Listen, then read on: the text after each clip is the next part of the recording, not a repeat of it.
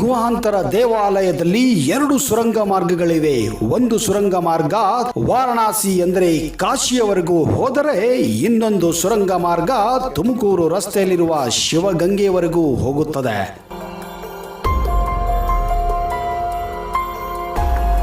ಪ್ರತಿ ವರ್ಷ ಮಕರ ಸಂಕ್ರಾಂತಿಯ ದಿವಸ ಸಂಜೆ ಸೂರ್ಯನ ಕಿರಣಗಳು ಲಿಂಗದ ಮುಂದಿರುವ ನಂದಿಯ ಕೊಂಬೆನಿಂದ ಹಾದು ಶಿವಲಿಂಗವನ್ನು ಸ್ಪರ್ಶಿಸುತ್ತವೆ.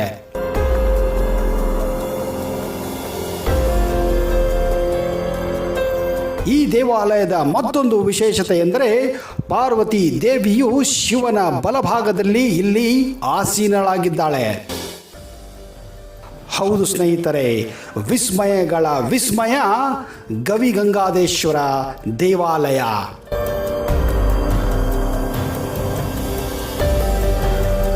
ಬನ್ನಿ ಸ್ನೇಹಿತರೆ, ಇವತ್ತು